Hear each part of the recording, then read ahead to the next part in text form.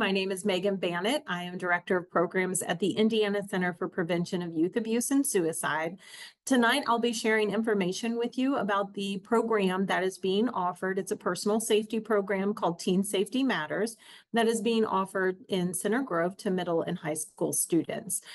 Just so you know, Indiana state law was passed in 2018 that required all schools, whether they're public schools, accredited private schools, or charter schools, to offer personal safety education to students every year in K through 12th grade.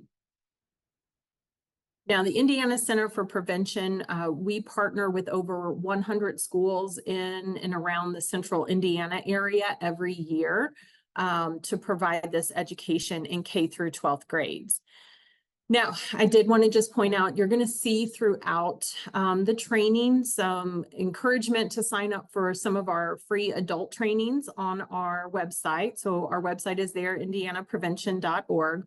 Also, I'm going to show you a few of the videos that your students will be watching. You'll see the one for 6th grade, and then there's more than what I can show you this evening for 7th through 12th graders.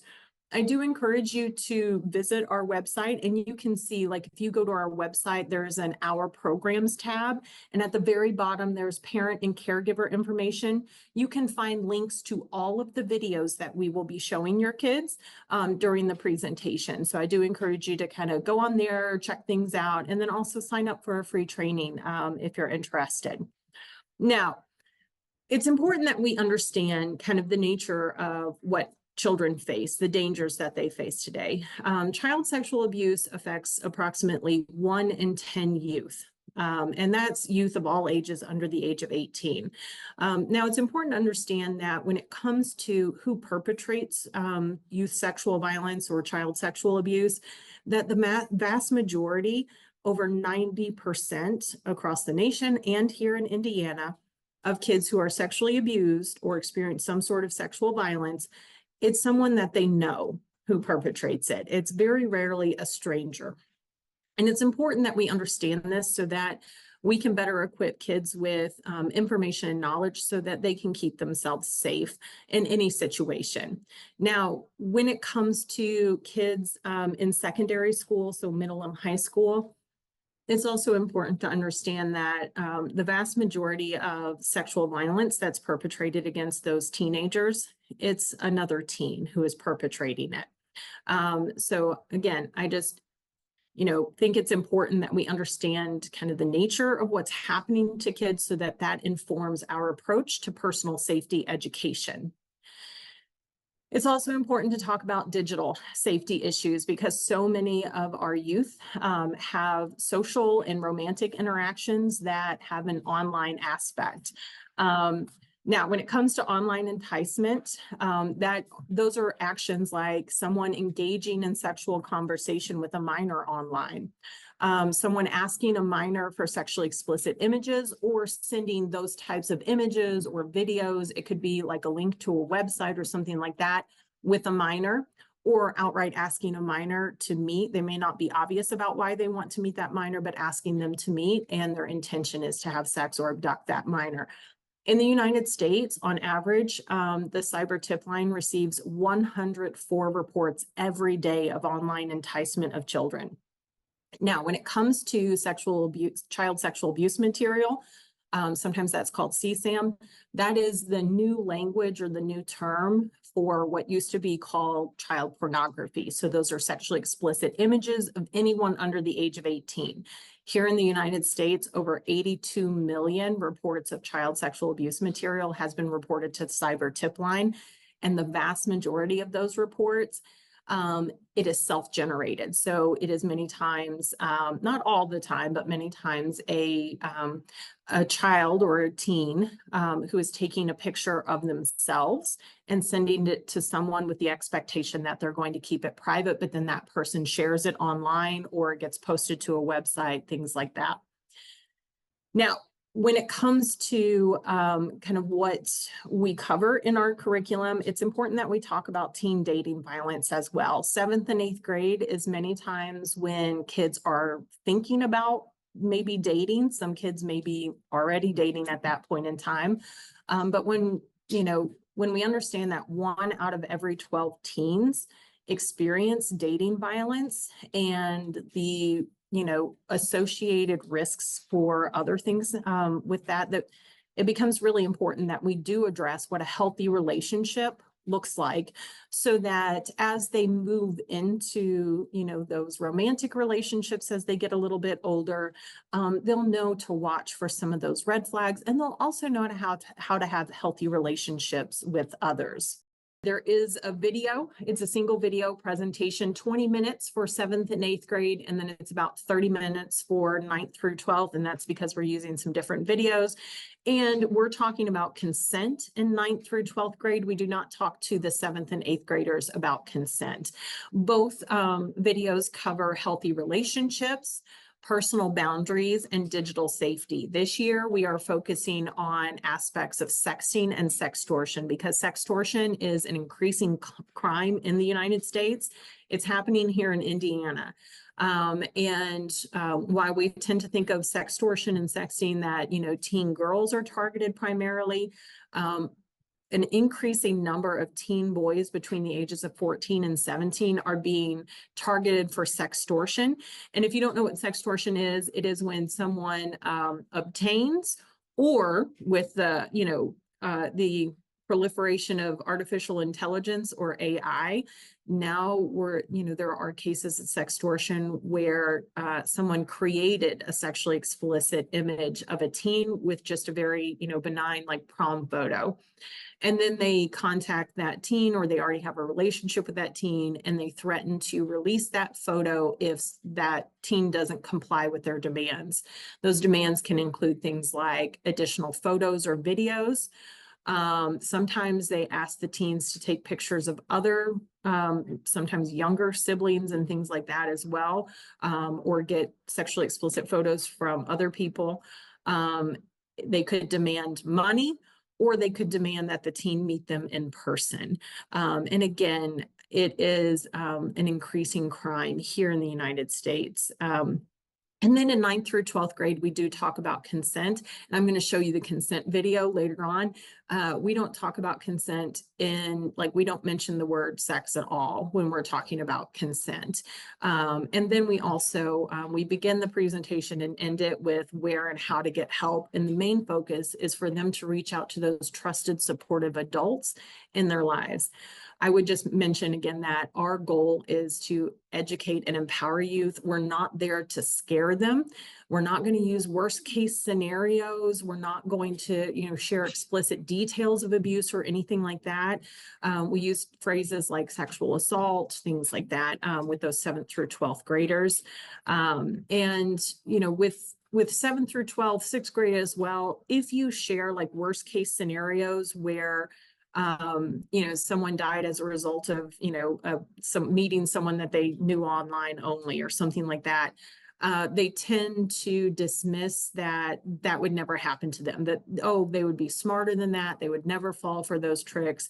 And so they tend to not pay attention and actually get the skills that they need during the lesson.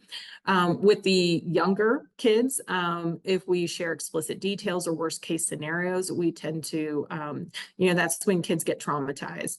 And again, they don't hear the lesson, they just hear that very scary thing. So the whole time we do, really focus on empowering them. Now, with the 7th through 12th grades, we do use a couple of real case examples. And again, those are not worst case examples. Those are case examples, real case examples, where the teen was able to protect themselves. So for the middle school, for 7th and 8th, we have an example where a young girl was waiting for a bus. She was waiting for the bus, I believe. And a man approached her, drove up to her in her truck and told her that he had noticed 2 men that were following her, and that he would take her home. She needed to get into his truck immediately, that he would help her. And luckily, the way we facilitated is luckily that, that teen listened to her instincts. She felt like something was wrong with this situation, and she ran home and, avoided attempted abduction. So again, we always, try to focus on the how those teens were empowered and how they, they really, took action to protect themselves and get help if something terrible happened. Now, I'll go ahead and show you some of the videos that we use in 7th through 12th grade so you can get an idea of how we talk about these different aspects of personal safety. So this is what we use in 6th, 7th, and 8th grades. It's called Sextortion. That's the name of the video. And it's from the National Center for Missing and Exploited Children. The National Center for Missing and Exploited Children runs the Cyber Tip Line, which is a national clearinghouse for digital crimes against youth. Lots of different digital crimes, but they really specialize in digital crimes against youth. This is based on a real case where a group of young boys at a single school were targeted for sextortion. And we do highlight that it is based on a real case for the students. And then we facilitate discussion afterwards. And I'll go ahead and show you the video now. Let's go. Get your head in the game. Come on, Nico. Hustle up. Yo, Nico. Dude, why are you smiling like that? Hey.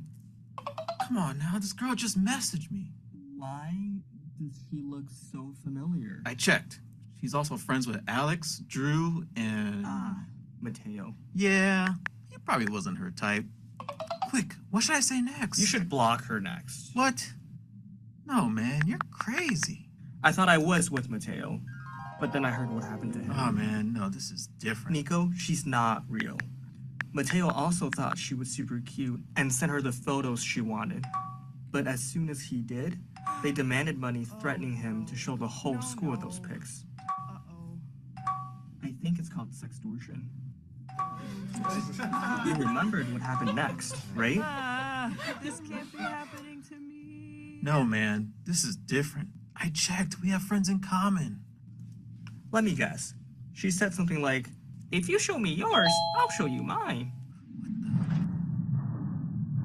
Oh, I'll just tell her no. She'll keep pressuring you if you message her. Here. First, we'll block their account and report them on the app and to the cyber tip line. Then, you should change your profile name, but do not delete your account. Don't worry, you can take control back. Thanks, Luis. You can thank me later, after I beat you on this field. Take back control. Talk to a trusted adult. Visit ncmec.org/sextortion. So that really I love that video because it really reflects our general approach in terms of we want to empower kids and give them the skills that they need to keep themselves safe, to make good choices. And then also how to handle some of these things, because the sad fact is that 1 in 4 kids online are likely to be groomed. And so we really need to teach them how to recognize that and how to resist those things. Now, we do facilitate discussion after this. We talk about like how many of you look at friends lists before that you accept a friend request, because that's one way people think, well, if they know my friends, they're a real person, they're safe. And I myself have done that. And so, the kids will think about, well, yeah, I've done that before. And we also talk about, well, in this situation, she, individual who's pretending to be a teen girl offered, like, if you show me yours, I'll show you mine. So send me a picture first and I'll reciprocate.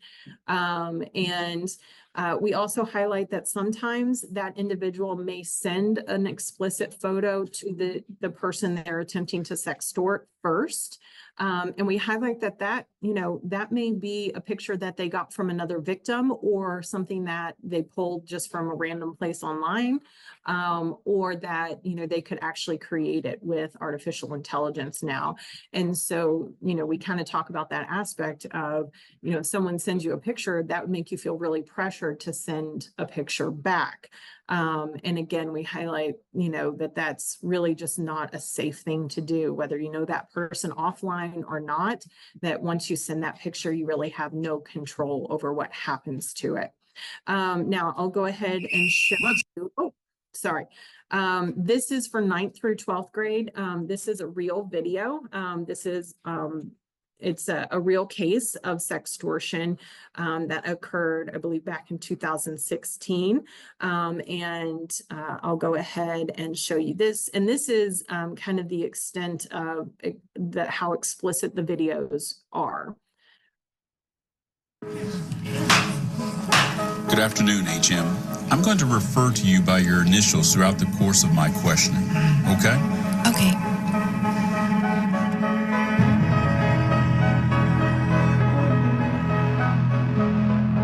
Can you tell the jury where you're from? Bedford County, And how old are you today? 16, So in July of 2013, how old would you have been? 14,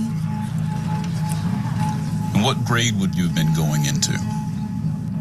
9th grade, I want to turn your attention to July 22nd and July 23rd of that year. Do you remember that time period?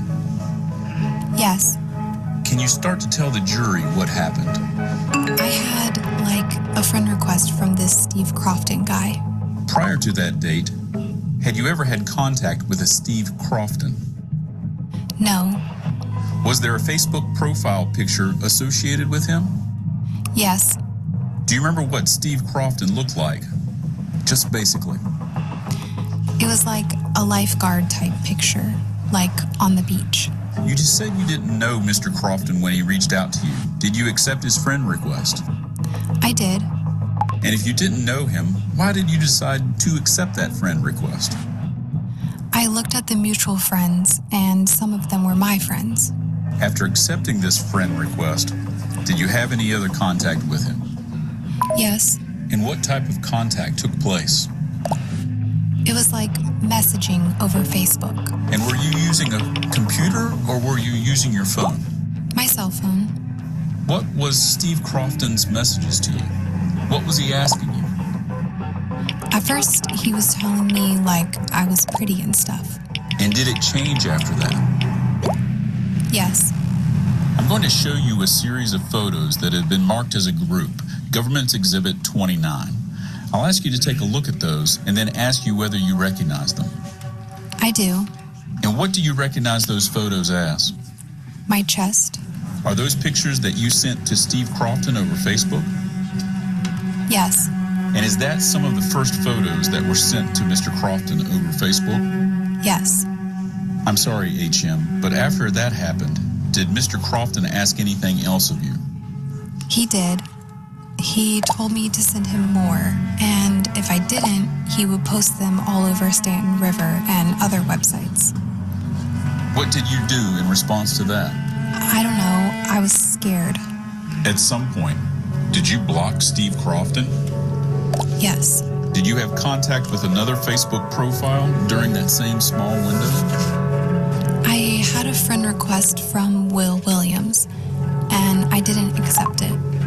And then I saw that I had messages from it, and it wouldn't let you read it until you accepted the friend request. So then I accepted it, and that's when I got those messages. So HM, when he's talking about the percentages, 23%, what do you recall that he was talking about? Like posting them on the internet. Now the final line, I believe it's, Stanton will love your pics. What did you interpret that to mean? I thought it was my school, but we had just taken a trip to Stanton, so I didn't know. What did you do after seeing these threats from Will Williams? That's when I got really scared, and I called my mom, and I gave her all my Facebook stuff, and then she called the law. HM was our local victim. She was 14 years old at the time of the offense, living right here in Bedford County. She and her parents came forward first speaking to a road deputy for the Bedford County Sheriff's Office, describing how she had been blackmailed by an individual on Facebook.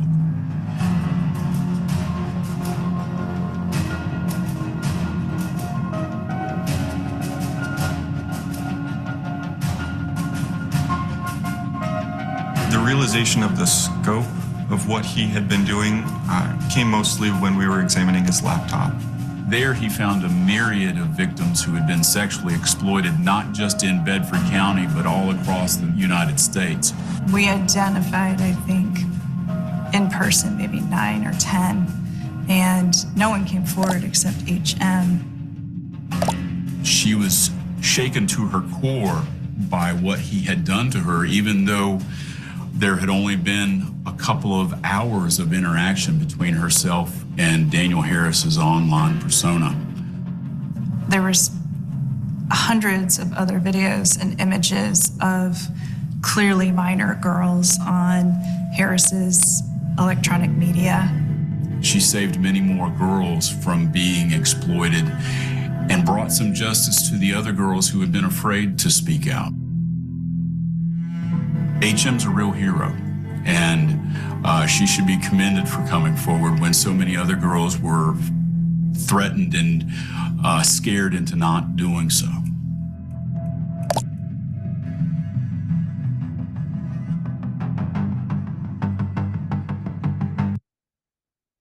So again, I mean, you can see in the video, they talk about how, you know, she sent photos, and you can see the Facebook profile picture of the teen without his, or the picture of a teen. It wasn't really him, but without a shirt on. And then you can see the picture that they kind of showed as like the one she sent him was her in kind of a bikini top type thing. So that's kind of as explicit as, you know, these videos get. Again, we are not sharing really explicit details of abuse or anything like that. Now, we always get questions about how do we talk about consent without talking about sex? And get it to switch to the next one. Here it is.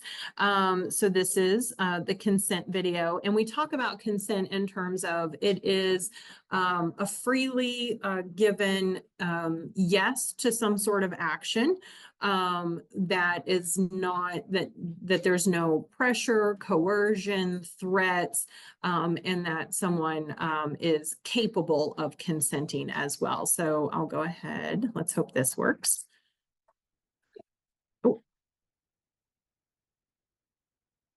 Consenting to something means you agree to let it happen.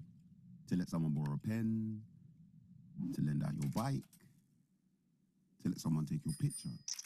Sorry, it's so low. Give you a hug. Consent is important. How would you feel if someone looked at your phone, read your messages, took pictures of you, or grabbed hold of your hand without asking? Like a circle drawn around us, we all have personal space of our bodies, our minds, and things. If you step into that space without asking, you could hurt feelings. You could break trust. You could make things feel all wrong. There's only one rule to consent, really. Making sure you have it. If someone looks uncertain or nervous, if you're unsure, if something's unclear, just ask. Can I wear your hat? Can I borrow your phone? Is it okay if I hold your hand? And if you don't get consent, then that thing shouldn't happen. Whatever it is, nobody has to give you a reason. And if their words say yes, but they still look unsure, then really stop and think. Are they okay with this, or just playing along? It's okay to double check. And if someone says yes once, that doesn't mean that they'll always say yes, or they can't change their mind. Consent is about connecting, understanding each other, getting it right. It's not just about getting the answer you want, but listening to the one you get. Okay, so that's how we talk about consent. And again, it's not just focused on sex or anything like that, because we do not cover anything pertaining to the act of sex. We do not talk about sex. We don't talk about human development. We don't talk about gender identity or sexual orientation, and we don't talk about suicide. Now, sometimes, you know, if students read our logo or anything like that, they'll say, oh, you know, are we talking about suicide? Or, you know, what sixth grade, they usually know what the word suicide means, but sometimes they don't. They'll ask, what is suicide? And we always refer them to, that's a good question for a trusted adult. It's another topic that our organization addresses, but it's not something we're going to talk about today. So I encourage you to talk to a trusted adult. Now, I always encourage caregivers to continue these conversations at home, because while I wish a single lesson in personal safety was all your kids needed in order to stay safe, that's not the reality.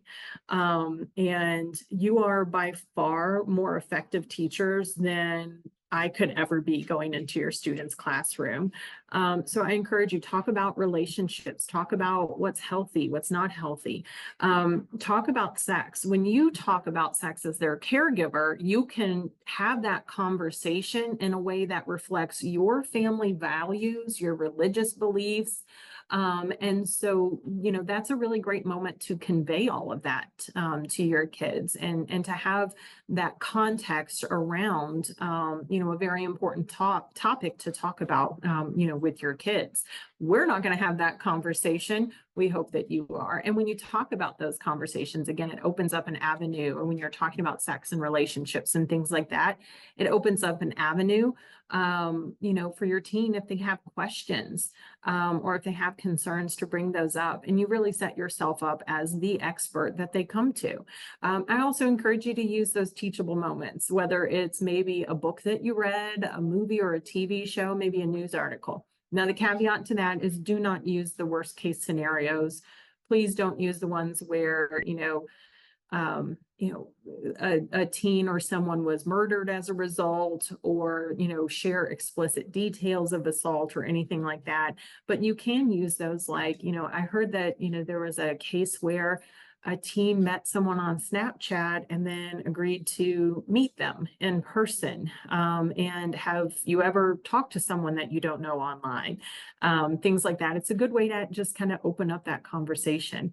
I also encourage you to create a safety plan, especially with your kids' age, a digital safety plan in terms of how to handle inappropriate requests and what if something happens, because you never want your kid, especially if they're being targeted for sextortion, to feel like there's no options, because unfortunately we do hear about teens who attempt suicide as a result of sextortion.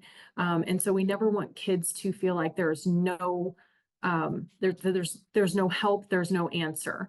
And so create a digital safety plan, create an in-person plan, because as your kids get older, they're probably going to have more time with friends and outside of your direct supervision. So having those talks about, what if you're at a party and you're uncomfortable by what's going on? That crosses your personal boundaries in terms of what you're comfortable doing or what you're comfortable being around. How do you get help? Maybe you text me a specific emoji or something like that, drop a pin and I'll come and get you. So set up those safety plans. I also encourage you, there's conversation starters at Thorn for parents. They're wonderful. They're different age ranges. And it's a great way to kind of have those conversations or start those conversations around digital safety. I also encourage you to, think about minimizing opportunities. Now, with kids your age, not your age, with kids the age of your children, again, they're having they have a lot more independence than the really young ones, but you can still ask about organizational policies regarding one-on-one contact, regarding digital contact. So you might want to ask, if your kid is on a sports team, how is the coach going to communicate with the players? Are the parents involved in those communications? We run a youth advisory council, and we set up a group me that makes it an easy way. Now, group me, no one else can see the phone numbers of the people involved, which makes it a little safer. We also have multiple admins on that. And we invite the parents to join as well, so that the parents can see the communications that we have with teens. You can have an open door policy in your home. I do encourage that open door policy applies for digital contact as well, because, and we'll talk a little bit about this, but you wouldn't allow a stranger to come into your home, walk into your teen's bedroom and close the door behind them with your teen in the room. So why would you allow that when it comes to online interactions? Because there are, millions of strangers that they're connected to online. And then you also want to kind of randomly check in, you know, whether that's checking in when they're at home, maybe by themselves, or, you know, if they're over at a friend's house or something like that, just sending a text and saying, hey, how's things going? You also want to talk about it. Now, again, when it comes to particularly online interactions, we have to move away from the idea of strangers, because when kids interact with people online, especially if they've been gaming with them for a few months, or maybe they're in a group, a Facebook group or something with that person, they don't identify that person as a stranger, even if they've never met them in person. They identify them as an online friend. And so if we start to talk about, you don't know who's behind that profile picture, they're strangers online, they're not going to associate that with the people that they're talking to online. They're going to think again, oh, well, I don't talk to strangers online, not realizing that they do have those online only friends, that they really don't have a good way of confirming who that person is. And then, you know, pose those what if scenarios. What if you're at a party and something like this happens? Or what if, you know, you get a funny feeling when you're, you know, in a group of friends or something like that. So just walk through those scenarios and help them figure out what's a good safety plan. It's also important to establish and review some safety rules, particularly when it comes to online interactions. And then again, have those frequent check-ins and talk about these things. You know, I always love talking to my kids in the car. I think they like it because I'm driving, I'm paying attention to something else. It's not this like eye to eye conversation. And it just, you know, my older one, it just makes her seem a little bit more comfortable not to have to look me in the face to ask these questions or to have these conversations. And she tells me a lot more in the car than she does sometimes when we're at home and just sitting around. It also provides a little bit of privacy if you're just one-on-one in the car with your kids or with your child, versus like in my house, there's usually somebody else around and my attention gets pulled in different directions. So again, have those frequent check-ins, however they work for your family. And then with digital safety, again, talk about those digital safety issues, set them up as like, what if, those thorn conversation starters are great. Set those rules regarding online safety. An important one to talk to your teens about is whether you are comfortable with them meeting their online friends in person ever, because that is becoming increasingly normalized among teens. I mean, like shockingly so. They tend to think, well, I've been gaming with this person, you know, I've been playing Fortnite with this person for, you know, a year. They're, you know, they live in my county and I'd like to meet them. So have those conversations about whether you're comfortable with that. And if you do decide to do that, what safeguards absolutely need to be in place. Have a device bedtime. This is one of the biggest rules that I encourage. Have them put their phone on a charger in a common area or in your bedroom at a certain time at night, and they don't have access to the internet until the morning.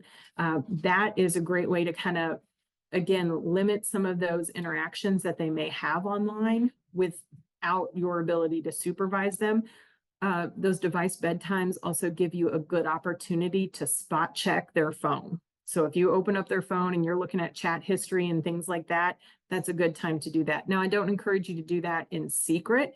I encourage you to be open and honest with your kids that you're going to do this periodically, because as their parent, it's your job to make sure that they're safe. And so just to do your due diligence as a parent, you have to kind of check in. Also, again, those no screen zones. So no screens in the bathroom. It could be no screens at the table. It could be no screens in your bedroom, or if you have a screen in your bedroom, the door needs to be open. When you see teens, especially taking images, explicit images of themselves, very rarely do you see them taking those images in their living room, dining room. It's usually their bathroom and the bedroom. And so when we establish those as no screen zones, we kind of cut down on the possibility or opportunity of that happening. And then again, ask them about their online activities, check out what they're doing. We also offer digital safety every month. We kind of have a rotating, we do a broad internet safety for adult class, and then we do a deep dive into some special topics like sexting and sextortion. One that's coming up is online enticement. We're going to talk specifically about grooming, what that looks like online, and how to deal with that. And then if your child does disclose something, try to remain calm, take a deep breath, and focus on the fact that your child is coming to you for help. And that is exactly what you want them to do. Try to listen and listen without judgment or shame, even if you get really angry at the choices that they make. Maybe you have that conversation a little bit later. You just want to thank them for coming to you and assure them that you're going to figure this out together. And then you need to take action. When it comes to potential child abuse, so if this is, abuse by an authority figure, or if your child is under the age of 16, anything like that, everyone in Indiana is a mandated reporter. It doesn't matter how you come into contact with that child, whether it's your child, a child you volunteer with, a child in your community or extended family, or someone that you work with. You are mandated by state law to report any suspected form of child maltreatment, whether it's sexual abuse, physical abuse, or neglect. When it comes to digital safety issues, again, the National Clearinghouse for that is the cyber tip line. Now, I always encourage people, if you're not sure, go ahead and report. So if someone asks your child for a sexually explicit, photo, you see that in the chat and you talk to your child, like, I saw this in the chat, what happened? Who is this person? And maybe they've never met that person, offline. Maybe they have no idea if that person really is who they say they are.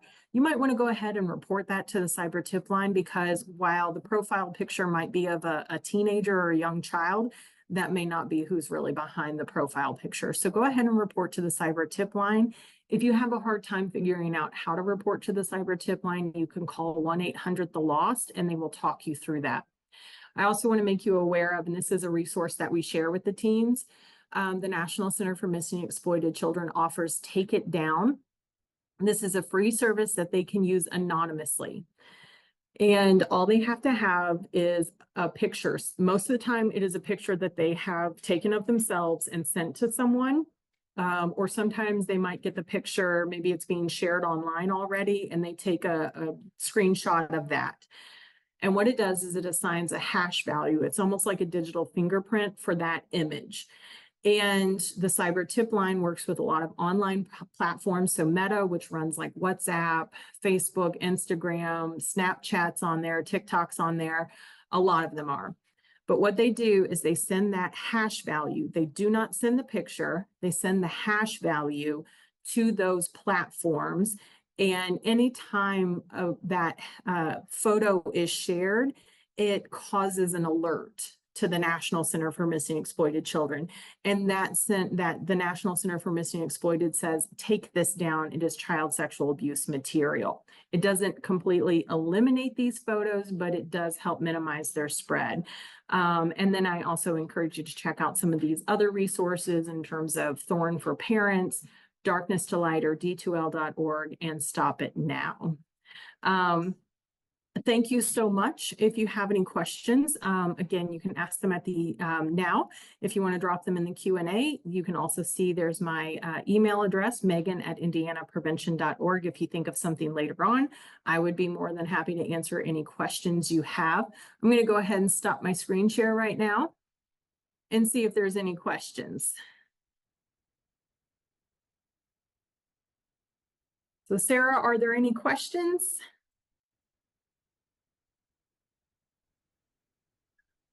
None have come through yet. None. I know. It was just too good. They don't have any questions. Well, we try to share as much as we possibly can. I mean, our licensing agreement doesn't actually allow us to put like the actual material out, but we share everything that we possibly can with parents and caregivers, because again, we want you all to have these conversations with your teens and your kids. And the best way to do that is to know what we're talking about, so you can maybe ask them some things at home. Yeah, absolutely. Well, while we wait to see if anyone does throw a question, we at Center Grove do allow parents to opt their child out. So if you on here decide that that's the choice you want to make for your child, you just reach out to your building's counselor or social worker.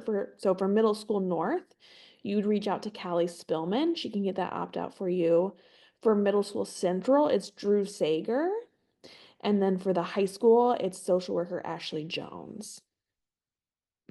So those are the 3 people you would reach out to if you want that opt-out form. Or my email was on the parent square that went out for tonight. So if you want to reach out to me as well, if you forget those names, I can forward you on to the right people.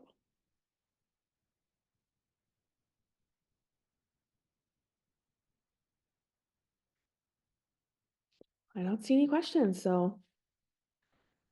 Oh, we got one. All right. Oh, Well, thank then there's a couple. Hang on. Okay, so plan for situations that the kids might find themselves in. You know, it's hard. It depends on like what you're allowing your kids to do to really tailor it, you know, to them. So if if your kid only plays sports, and they don't go to like parties or over to friends' houses or anything like that, you want to focus that conversation on, what if I'm running late and can't pick you up? Or, you know, things like that. There's not really a great resource to have that conversation, although Thorn for Parents does have a lot about digital safety. And then Darkness to Light, or D2L.org. And that's the number 2, D2L .org. They have some great conversation starters and kind of talk about different things at different ages. Anything else? Awesome. All right. Well, I do appreciate you hosting this again, Sarah. I always love the chance to talk to parents. And again, if you have any questions or anything, let me know. Awesome. Thank you so much, Megan. All right. Thank you. I'm going to go ahead and hop off. It looks like a lot of people are leaving, so I'll do the Yep. same. Thank So, you. have a good one.